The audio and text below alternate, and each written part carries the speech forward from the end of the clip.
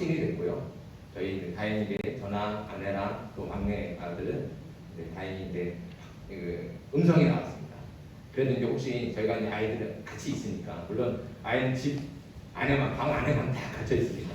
밥도 다 해갖고 갖다 주고, 어디 나온다 그러면 저희는 다 들어가고, 이렇게 이제 안 마주치게 하려고 이렇게 조심하고 있는데, 그래도 이제 혹시 몰라서 지금 이제 당분간은 이렇게 마스크를 쓰고 예배를 하고 또 설교를 해야 될 것 같습니다. 참 코로나가 어렵죠. 이게 잠잠해지고 이제 이제 일상이 회복이 되는구나 이렇게 많이 기대했는데 또 다시 이제 확산되고 있는 것 같아서 걱정스럽기도 하고 또 염려스럽기도 합니다. 방금 기도하셨지만 여름 성경학교도 원래는 이번 주간에 이제 금토 이렇게 계획하고 준비하고 열심히 이제 이렇게 하고 있었는데 저나 아내나 또 이렇게 교사들이 막상 이렇게 어려우니까 어떻게 될지 모르고 그래서 진행하기가 좀 어렵다. 교사들하고 회의하고 또 장로님들하고 좀 하면서 연기를 하게 됐습니다. 그래서 이제 언제 할지는 좀 확정하기는 좀 어렵고요. 그래서 좀 여름에 못하면 그럼 겨울에라도 하자 이렇게 마음을 갖고 있습니다. 여러분들 계속 기도해 주셔서 우리 교회 학교 예배와 또 여름 성경학교 이런 행사들이 잘 진행이 될 수 있도록 계속 기도해 주시기 바랍니다. 코로나 때문에 아무튼 못하는 게 많습니다. 전 세계적으로도 마찬가지죠. 전 세계적으로 코로나가 유행하면서 우리 계획했던 것들이 다 못하고 또 연기되고 어려워지는 일들이 많습니다. 2020년에는 원래 도쿄에서 올림픽이 열리게 돼 있었죠. 코로나 때문에 한 해 연기되고 그래서 작년에 도쿄에서 올림픽이 열렸지만 그것도 무관중으로 관중이 들어갈 수 없는 그러니까 무관중으로 열리면서 굉장히 좀 썰렁한 그런 올림픽이 됐습니다. 다행히 또 그 해 이제 올해는 이제 연초에 베이징에서 동계올림픽이 있었는데 그래도 그나마 이제 그거는 진행이 됐지만 예정대로 했지만 역시 이제 관중을 많이 들어갈 수 없이 좀 이렇게 좀 그것도 썰렁하게 행사가 마무리됐고요. 아시안 게임도 항저우에서 예정이 돼 있었는데 그것도 연기가 됐습니다. 그러니까 언제 할지 몰라요. 정해지지 않았고요. 나머지 하나가 큰 행사가 하나 남아 있는데 뭐가 남았을까요? 네, 월드컵이 남았습니다. 월드컵. 이제 올해 11월부터 12월까지 중동에 있는 카타르에서 월드컵을 하게 됩니다. 원래는 7, 8월에 하게 되어 있는데 중동 뜨거운 나라라서 여름에 못하는 거예요. 너무 뜨거워서 45도, 50도 막 이렇게 되니까 도저히 운동을 할 수가 없는 거죠. 그래서 그나마도 조금 시원한 겨울 11월, 12월에 이제 이렇게 밀어서 하게 됐습니다. 우리나라도 당당하게 이제 본선에 진출했죠. 최종 예선 다 마치고 본선에 진출하면서 아마 많은 국민들이 이번에 좀 어떻게 좋은 성적을 거둘 수 있을까 아마 많이들 기대하고 있습니다. 저도 엄청 기대하고 있어요. 밤새지 어떻게 할 수 있을까 새벽 기도를 잘 해야 되는데 이런 데 긴장하면서 기대를 하고 있습니다. 월드컵 얘기를 했는데 월드컵 하면 잊을 수가 없죠. 몇 년도를 잊을 수 없습니까? 2002년도 잊을 수 없죠. 생각만 해도 흥분이 되고 다 이렇게 기뻐지고 행복해지는 순간이 그때였습니다. 우리나라에서 월드컵이 열려서기도 하지만 우리나라가 어떻게 해요? 4강까지 올라갔잖아요. 그러니까 축구 잘한다는 나라들 다 이겼어요. 포르투갈 이겼죠. 이탈리아 이겼죠. 스페인 이겼죠. 다 월드컵 우승팀이라고 다 손꼽았던 나라들인데 우리나라가 다 이겼어요. 이기고 차례대로 이겨서 4강까지 올라간 거예요. 아시아에서 월드컵에 4강에 올라간 나라는 우리나라밖에 없습니다. 지금도 마찬가지예요. 아직까지도 깨지지 않는 일이죠. 전설입니다. 그만큼 우리나라가 엄청난 또 위대한 업적을 남긴 겁니다. 2002년 월드컵은 온 국민을 하나로 만들어줬을 뿐만 아니라 국민들에게 엄청난 기쁨과 행복을 가져다 주었습니다. 또 전 세계적으로는 대한민국이라고 하는 나라의 위상을 올려줬고요. 그러니까 우리 국민들이 내가 대한민국 사람이라는 것, 국민이라는 것 거기에 대한 자부심과 자긍심이 생겨서 이건 돈 주고도 살 수 없는 뭐 엄청난 경험을 한 거예요. 이렇게 월드컵 4강 신화를 만들어준 영웅들 그러면 누가 있습니까? 선수들이죠. 박지성, 이영표, 황선홍, 안정환 이런 선수들이 있죠. 근데 선수 못지않게 또 대단한 업적을 이룬 영웅이 한 사람이 있습니다. 누굴까요? 네, 히딩크 감독. 네, 히딩크 감독이죠. 이게 우리나라를 월드컵 4강에 올려놓은 그런 공 때문에 체육 훈장도 받았고요. 우리나라 명예 국민증도 받았습니다. 이름이 희동구. 네, 희동구라는 이름으로 우리나라 대한민국 국민증, 그러니까 주민등록증을 받은 거예요. 명예 주민등록증. 이럴 정도로 온 국민의 사랑과 지지 또 그런 환영을 받았던 사람이 바로 히딩크죠. 하지만 히딩크 감독이 처음부터 국민들에게 지지와 환영을 받았던 건 아닙니다. 히딩크가 대한민국 대표팀을 맡은 직후에 프랑스하고 경기를 했어요. 근데 5대 0으로 졌습니다. 5대 0. 말이 그러니까 5대 0. 그리고 얼마 안 있어서 또 체코하고 평가전을 했는데 또 5대 0으로 졌습니다. 그러니까 당장 이제 언론하고 신문하고 방송에서는 그냥 때리는 거예요. 아, 히딩크 전술도 안 좋고, 아, 감독으로서 자질이 없다. 아, 비난하고 감독 교체해야 된다. 이런 여론들이 막 들끓었습니다. 사람들이 히딩크를 뭐라고 부르느냐? 5대 0 감독, 5대 빵 감독 이렇게 별명을 지어 부르면서 히딩크 감독을 비난하고 조롱했습니다. 사실 히딩크는요, 우리나라가 이렇게 불로 감독으로 선임하기가 굉장히 어려운 사람이었습니다. 왜냐하면 히딩크는 바로 직전에 있는 1998년도 월드컵에서 네덜란드를 4강까지 올려놓은 명장이거든요. 그래서 레알 마드리드 같은 스페인의 레알 마드리드 그러면 전 세계에서 1위예요, 1위. 축구 제일 잘하는 그런 프로팀. 거기서 프로 선수 뛰는 사람들이 한 달에 주급을 받는, 한 달에 월급으로 받는 돈이 몇백억씩 받는 사람들. 그런 사람들이 줄비하게 있는 그런 팀이 바로 레알 마드리드거든요. 근데 거기 감독된 사람이에요. 그러니까 이만큼 뛰어난 사람, 명장이고 유능하고 유명한 사람이니까 축구 변방에 우리나라는 사실 알려져 있지 않잖아요. 아시아의 작은 나라에 축구를 이렇게 잘하지도 못하고 그런 나라의 감독으로 모시고 온다는 건 굉장히 어려운 일이었어요. 그런데 그렇게 어렵게 모시고 왔는데 오자마자 5개월도 안 됐는데 5개월밖에 안 됐는데 막 감독을 비난하고 조롱하고 바꿔야 된다고 그렇게 막 언론이 떠들어대고 국민들이 말하고 다니는데 히딩크의 마음은 어땠을까요? 대한민국이라고 하는 나라에 머물고 싶었을까요? 아니면 집사 들고 떠나고 싶었을까요? 오늘 본문에 등장하는 바울과 바나바가 마치 히딩크 같은 마음이지 않을까 이렇게 생각하게 됩니다.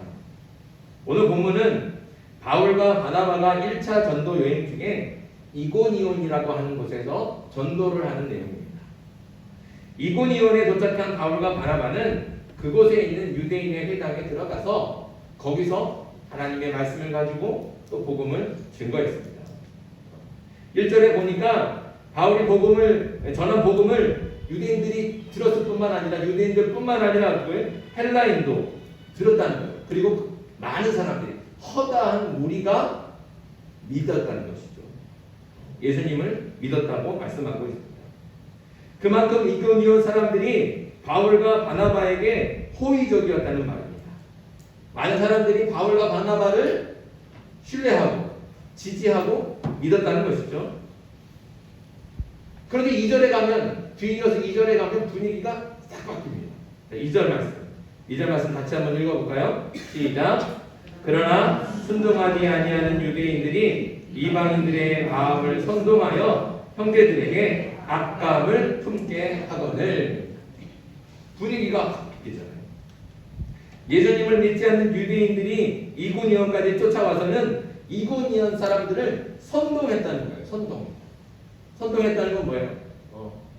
말도 안 되는 말, 가짜 뉴스를 퍼뜨려가면서 바울과 바나바를 모함하는 거죠.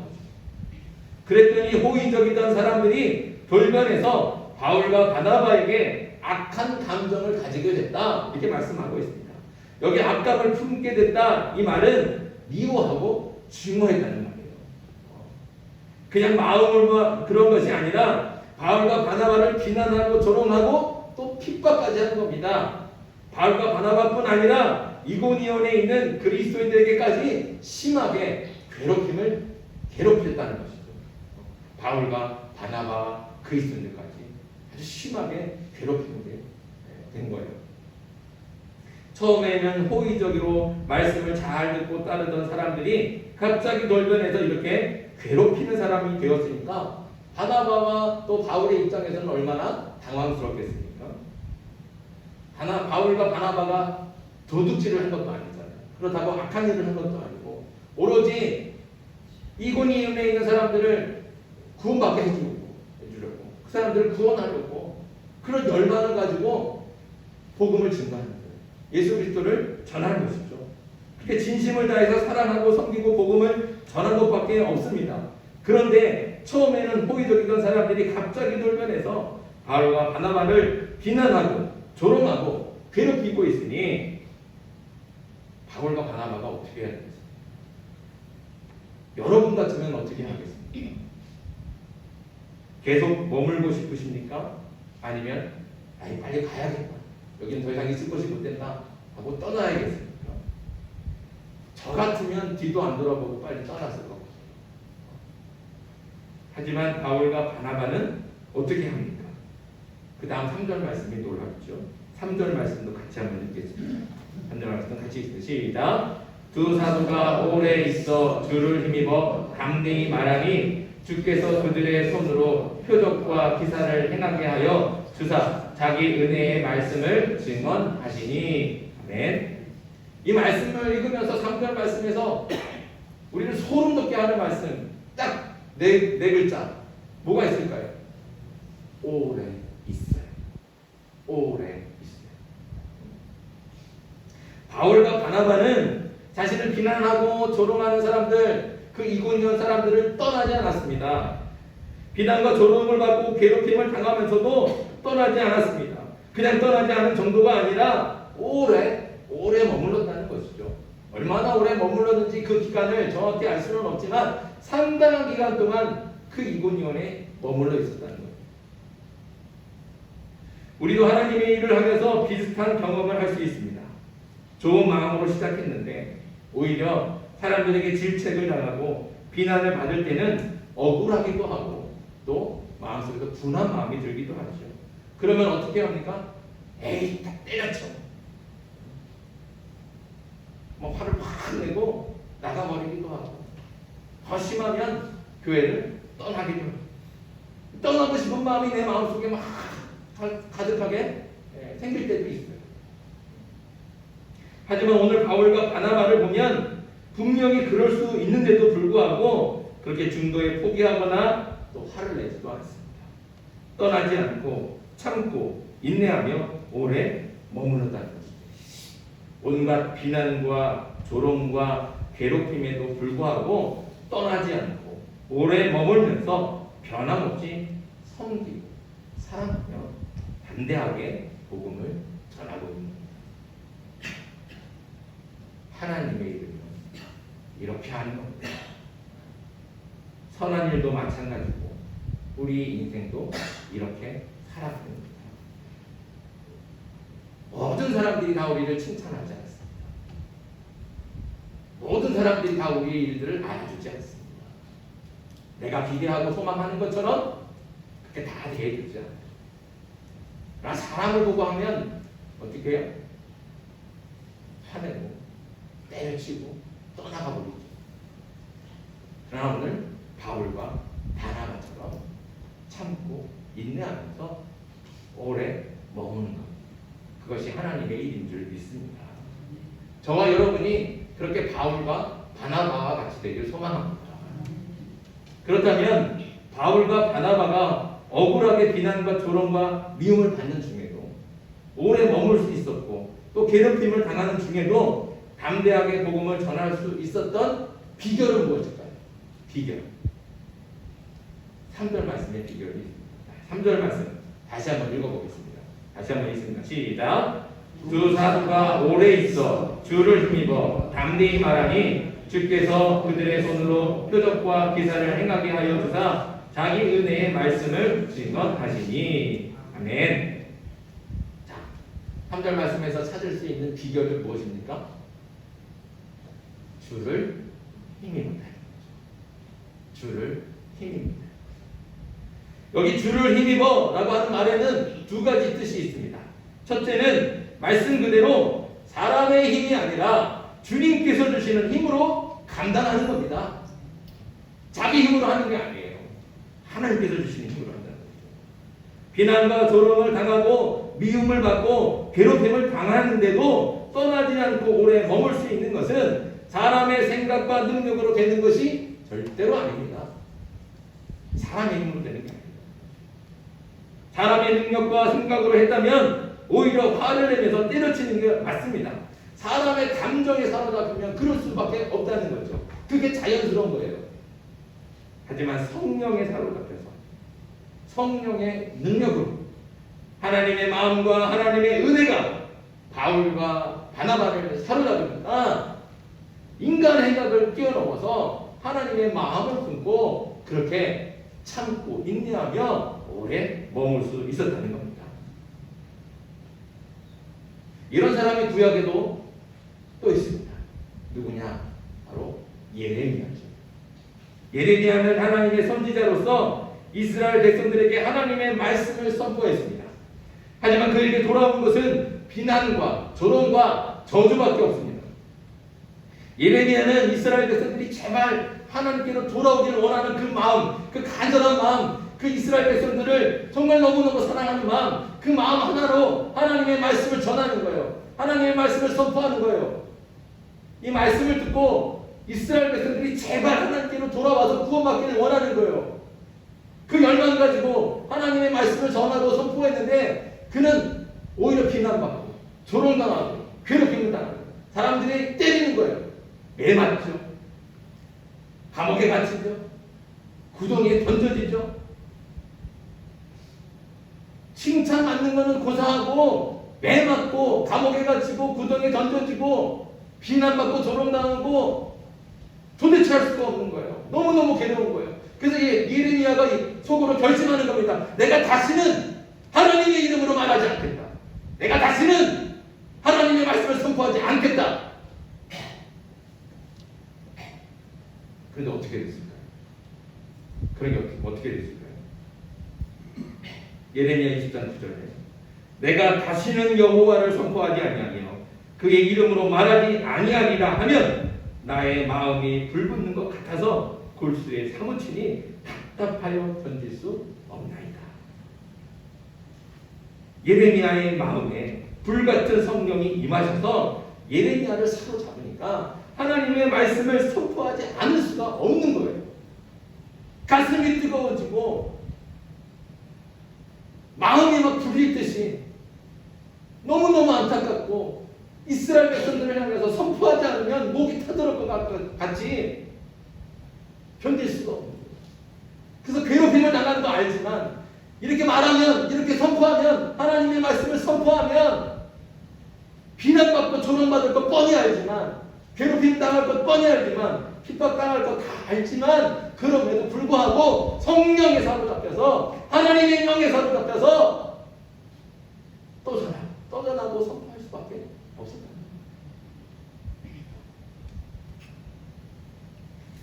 저와 여러분도 이렇게 성령의 능력과 하나님의 은혜로 하나님께서 맡겨주신 사명과 복음을 끝까지 충성할 수 있는 저와 여러분들 되길 바랍니다. 때로는 선한 일을 해도 비난과 조롱을 받을 수 있습니다. 하지만 쉽게 노하거나 포기하지 않기를 바랍니다. 너무 빨리 자리를 떠나지 말고 조금 더 참고 자리를 지키면 반드시 하나님께서 또 성령께서 새 힘과 능력을 주실 줄 믿습니다. 하나님께서 감당할 수 있도록 은혜를 부어 주실 줄 믿습니다. 내 힘으로는 안 되는 거예요. 그러니까 누구한테 의지해야 됩니다. 내 마음에 미움이 생기고 분노가 생기고 어떻게 나한테 이럴 수 있을까? 답답한 마음이 생기고 다 때려치고 떠나고 싶은 마음이 생길 때 하나님을 봐야 합니다. 하나님을 바라보고 하나님을 의지합니다. 그럼 내 마음대로 행하지 않고 하나님 저를 붙들어 주십시오. 내 힘으로는 여기 견딜 수 없지만 하나님 내가 견딜 수 있도록 힘을 주시옵소서. 참을 수 있도록 하나님 도와주시옵소서. 감당할 수 있도록 끝까지 감당할 수 있도록 하나님 내게 은혜를 내려주시옵소서. 이렇게 기도하고 하나님만 바라보며 참고 인내하면 하나님께서 성령의 능력으로 부어주시고 하나님의 은혜로 충만케 하실 줄 믿습니다. 아멘. 그럴 때 감당합니다. 저와 여러분 이렇게 주님이 주시는 능력과 은혜로 끝까지 사명을 잘 감당할 수 있기를 소망합니다. 아멘. 주를 힘입어, 이 말씀에는 두 번째 의미가 있는데, 두 번째 주를 힘입으라고 하는 이 말의 번호를 보면 그 안에 주를 위하여라고 하는 뜻도 있습니다. 주를 위하여. 무슨 말입니까? 바울과 바나바가 자신들을 위했다면, 자기를 위해서 일했다면 자신을 괴롭히는 사람들을 그냥 뒤도 안 돌아보고 떠났을 겁니다. 자신들의 평안과 안전을 위해서라도 그런 괴로운 상황에서 빨리 벗어나는 게 오히려 맞는 것 같습니다. 자신들을 위해서라면 말입니다. 하지만 바울과 바나바는 오직 누구를 위해서 복음을 전하고 있습니까? 누구를 위해서 살아가고 있습니까? 자신의 안전과 평안과 출세와 명예를 위해서 살지 않고 오직 주님을 위해서 살고 있습니다. 바울이 고백하잖아요. 우리가 살아도 주를 위하여 살고 죽어도 주를 위하여 죽나니 그러므로 사나 죽으나 우리가 다 주의 것이로다. 우리가 사나 죽으나 오직 주를 위해 사는 겁니다. 바울이 고백한 대로 우리가 살아가는 이유도, 우리가 살아가는 목적도, 하나님의 일을 감당하는 이유도 똑같습니다. 바울이 고백하는 것과 똑같아요. 우리도 누구를 위해 살아야 됩니까? 주를 위해 살아야 됩니다. 우리가 하나님의 일을 하는 이유가 내가 칭찬받고 내가 높아지고 내가 잘 되기 위해서 하는 겁니까? 나를 위해서 하는 겁니까? 여러분들 지금까지 그렇게 해오셨습니까? 아니잖아요. 그렇죠? 누구를 위해서 하셨습니까? 하나님을 위해서 하셨습니다.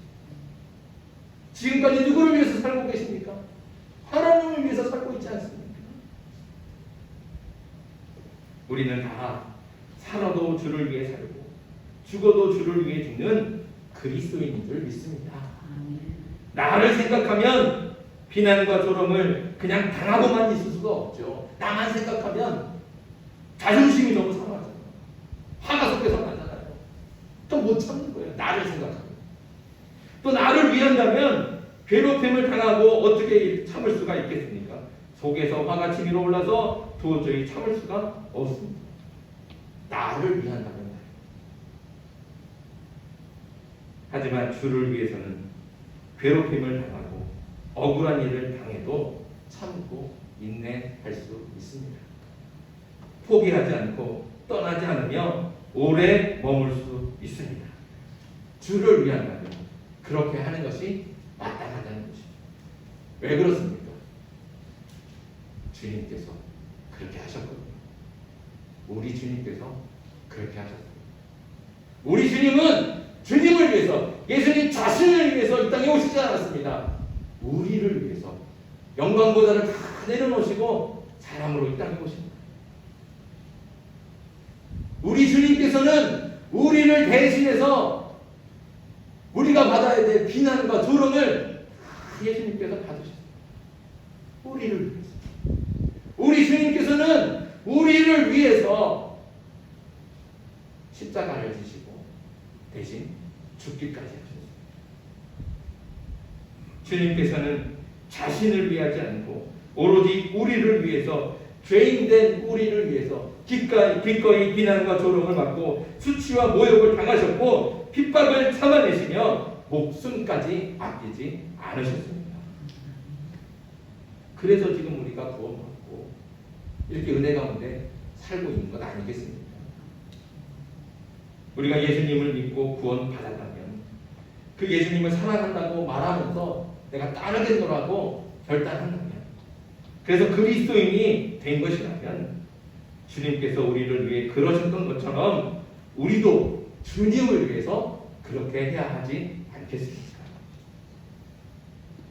여러분은 지금 누구를 위해 살고 계십니까? 여기 바울과 바나바처럼 주를 위해 살기를 소망합니다.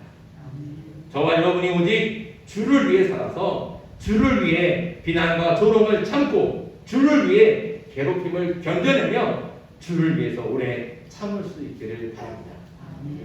오늘 말씀의 마지막은 그럼에도 불구하고 안타깝게 바울과 바나바가 떠날 수밖에 없었어요.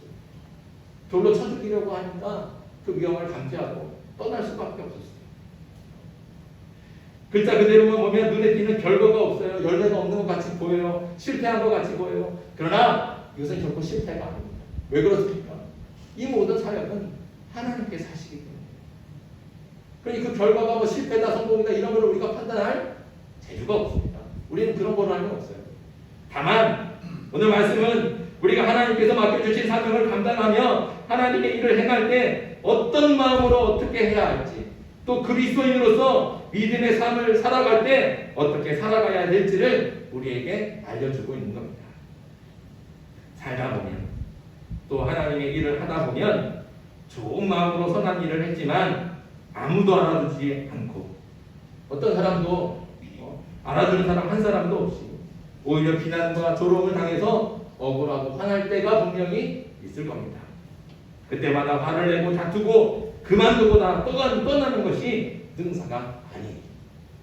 때로는 오늘 바울처럼 비난과 조롱을 참고 그 자리를 지키는 인내가 필요한 줄 믿습니다. 이렇게 오래 참고 인내할 수 있는 비결은 첫째, 오직 성령의 능력과 하나님의 은혜로 감당해야 됩니다. 교만하게 내 힘으로 내 생각과 내 재주 그것으로 하겠다고 나서지 말고 겸손히 주님을 의지하며 주님께 맡겨서 주님이 주시는 힘과 성령의 능력과 하나님의 은혜로 감당하는 저와 여러분들이 되길 바랍니다. 둘째는 무엇이든지 주를 위해 해야 합니다. 나를 위하면 반드시 넘어지게 되었습니다. 나를 위하면 혈기를 누를 수 없고 참을 수 없습니다. 하지만 주를 위해서는 날마다 죽을 수 있습니다. 그래야 진짜 그리스도인입니다. 저와 여러분이 진정한 그리스도인이 되어서 주를 위해 비난과 조롱도 참고 괴롭힘도 견뎌낼 수 있기를 주님의 이름으로 바랍니다. 비난과 조롱을 받으며 핍박과 괴롭힘을 당해도 빨리 화를 내며 쉽게 포기하거나 떠나지 않고 오직 주를 힘입어서 오래 머물고 하나님께서 맡겨주신 사명을 끝까지 잘 감당할 수 있는 저와 여러분들이 될 수 있기를 주님의 이름으로 축복합니다. 기도드리겠습니다.